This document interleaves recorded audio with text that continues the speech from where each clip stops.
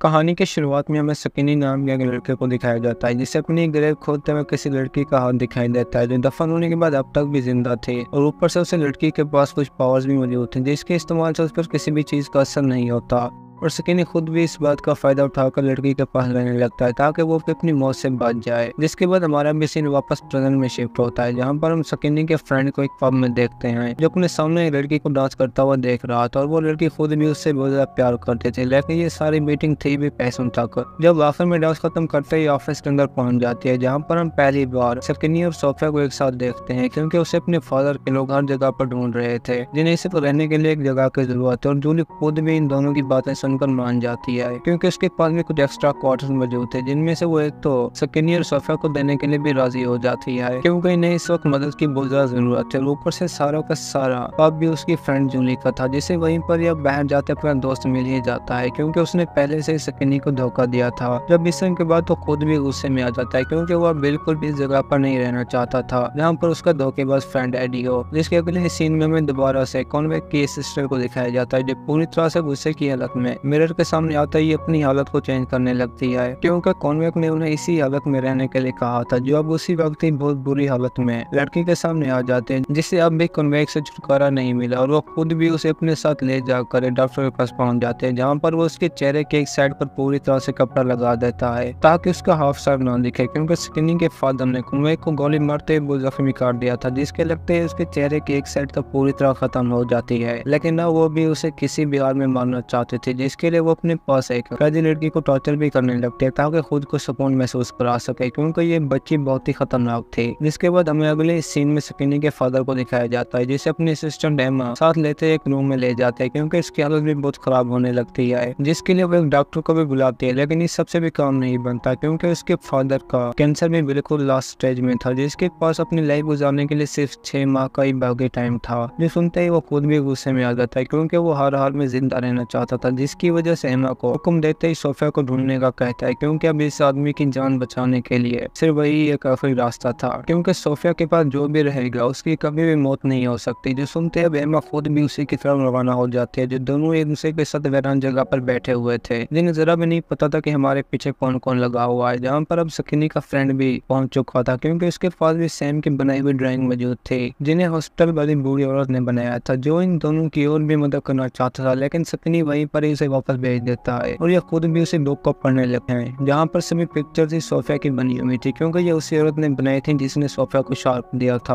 और वो इसी के साथ अपने पास्ट में पहुंच जाती है जहाँ पर उसे एक जॉब के लिए घर में बुलाया गया था और वो उसमें सिलेक्ट भी हो गई थी क्योंकि उसका काम सिर्फ खाने बनाने का था। जिसके बाद मैनेजर उसे इसी घर की मालिक हेलन के पास भी ले जाता है जिसे ड्राइंग बनाने का बहुत ही शौक था और वो सोफिया को देखकर खुद भी खामोश हो जाता है क्योंकि ये एक बहुत ही खूबसूरत लड़की थी जिसे सकीनी में थोड़ा इंटरेस्ट पैदा हो रहा था। और ऊपर से जब सकीनी का फादर बैठा था तो एमा उसी वक्त आते ही फ्रेश होने के लिए नहाने लगती है जिसके बाद वहीं पर एक लड़की आते ही चाकू के साथ फादर पर भी हमला कर देती है जिन्हें जरा भी इस सब के बारे में पता नहीं था। और ऊपर से वो जो ही ब्लास्ट होने लगती है तो वहीं पर एमा आते ही अपने सीनियर की जान बचा लेती है क्योंकि इन सभी को भेजने वाली भी कॉन्वे खुद ही थी। और वहीं दूसरी तरफ पास्ट में सोफिया खुद भी घर के अंदर एक लॉकेट चुराते पकड़ी जाती है जिसे सबसे पहले ले जाए हेलन के पास जाता है लेकिन वो भी उसे सजा देने के लिए बिल्कुल आमादा नहीं थी क्योंकि हेलन को भी सोफिया पसंद आ गई थी जिसको लेकर वो उसे कॉन्ट्रैक्ट साइन करने का कहते हैं क्योंकि सोफिया को अब अपनी गलती के बदले एक ड्राइंग बनानी पड़ेगी जिसके लिए वो खुद भी मान जाता है क्योंकि उस वक्त सोफिया के पास पावर्स नहीं थी जिनके बारे में वो सकीनी को भी बता देती है। जहाँ पर अब उनके बीच वहीं पर सैम भी पहुंच चुकी थी ये देखते ये दोनों और भी ज्यादा हैरान हो जाता है क्योंकि वो थी पूरी तरह से पागल लड़की जो इन दोनों को कन्वेक के बारे में भी बता देते हैं कि वो जिंदा है। लेकिन उन्हें इस बात पर जरा भी यकीन नहीं था जिसको साबित करने के लिए वो उन्हें अपनी खींची हुई पिक्चर्स भी दिखा देती है जहाँ पर उसका हाफ चेहरे को देखकर इनकी परेशानी में और भी इजाफा हो जाता है। जिसके बाद वो खुद भी जान बचाने के लिए चेहरे को कपड़े के साथ छुपाते ही आगे जाने लगते हैं। और वहीं दूसरी तरफ जब जूली और एडी एक दूसरे के साथ बातें कर रहे थे तो एडी को भी अपनी गलती का एहसास हो जाता है जिसकी वजह से जूली उसे वहीं पर ही सकीनी को ढूंढने के लिए भेज देते हैं जो फादर जरा भी नहीं जानता था क्योंकि वो भी अब एक टेलर की शॉप पर पहुंच चुका था जो उसका पुराना साथी था जिसे फादर अब भी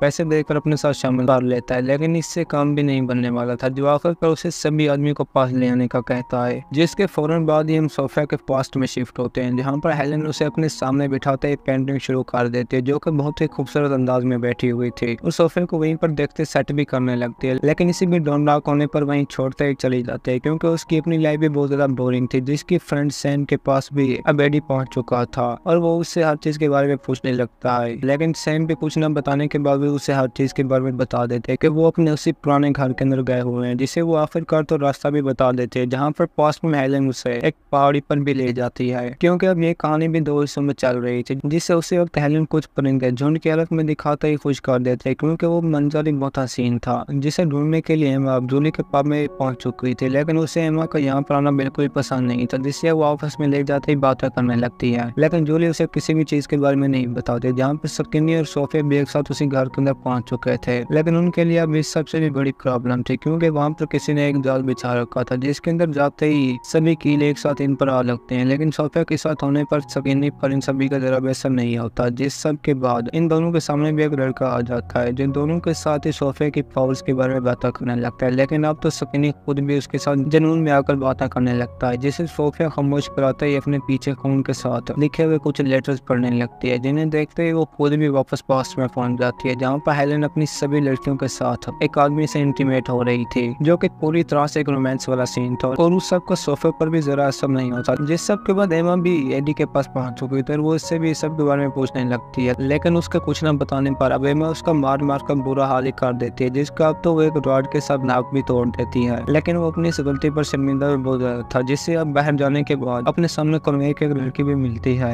जिन दोनों की अब वहीं पर एक दूसरे के साथ जबरदस्त फाइट भी होती है। लेकिन आखिरकार दोनों ही रुक जाते हैं, क्योंकि उनमें से कोई भी मरना नहीं चाहते थे, जिसके लिए अपने रास्ते पर निकल पड़ते हैं। जबकि कन्वे की लड़की वापस जाने के बाद उसे भी झूठ बोल देती है कि मुझे फादर अब तक भी नहीं मिला, जिस सब के बाद सेम भी अब सकिनी और सोफिया के पास पहुंच चुकी थी, जो तीनों अब डर के मारे बाहर आ जाते हैं। लेकिन सोफिया को अपने बारे में और भी जानकारी जाननी थी, जिसके लिए वो अंदर जाते ही लेटर्स को पढ़ने लगती है, जहाँ पर पास्ट में हेलेन ने सभी साथियों को एक साथ ही मार दिया था, जो देख सोफिया खुद भी डर जाती है। लेकिन वो भी हेलेन को पसंद करते थे, और इसी के साथ उसे हेलेन के बारे में और भी नई बात का पता चल जाता है कि उस पर भी बुलेट्स का असर नहीं होता, जो सोफिया के लिए और भी बड़ी हैरानी की बात थी, क्योंकि उस सोफिया के अंदर भी पावर्स नहीं थे, जो बाहर आते ही अब आगे बढ़ने लगते हैं। क्योंकि कन्वेक भी अब किसी तरह करते टेलर की शॉप पर पहुंच चुकी थी, जहाँ पर वो उसे फादर के बारे में पूछने लगती है, लेकिन वो उसे फिर भी किसी तरह हैंडल कर ही लेता है, क्योंकि पास्ट में अब हेलेन और सोफिया को भी कुछ आदमियों ने पकड़ लिया था, जो अब इन्हें खून से बाहर निकालते ही टॉर्चर भी करने लगते हैं, जिससे हेलेन पर तो कुछ भी असर नहीं होता, क्योंकि उसके पास पावर्स थे। लेकिन सोफिया को वो बहुत ही बुरी तरह जख्मी कर देते हैं, जो इन दोनों को ही विच समझ रहे थे, जिसके बाद हेलेन भी आखिर में गुस्सा होते इन सभी को एक साथ ही मार देती है, और ये भी जान चुके थे कि यहाँ पर सोफिया की जान को खतरा है, जिसके लिए वो उसे भी वापस जाने का कहते हैं। लेकिन सोफिया भी इस बात को मानने के लिए राजी नहीं थी, जिससे अब वो पिक्चर भी दिखा देती है, लेकिन वो वापस जाने का नाम ही नहीं ले रही थी, और आखिर में तो वो जबरदस्ती सोफिया को बाहर निकाल देते, क्योंकि अब फादर ने भी सोफिया को ढूंढने के लिए अपने सिपाही भेज दिए थे, जिसके बाद सकिनी खुद भी पब के अंदर पहुंच चुका था, जहाँ पर जूली भी उन्हें सारी दिनकारी के बारे में बता देती है, जो एडी को जख्मी देखकर और भी परेशान हो जाता है, क्योंकि उसने भी इनके बारे में बता दिया था, जिसको सुनकर सकिनी भी अपने फादर के साथ मिलने के लिए चला जाता है, ताकि वो उन्हें रोक सके। लेकिन रास्ते में ही उसे अपने सामने कन्वेक के आदमी आते ही पकड़ लेते हैं, जिससे वो अंदर ले जाते ही फादर के बारे में पूछने लगते हैं। लेकिन सकिनी भी उन्हें किसी चीज के बारे में नहीं बताता,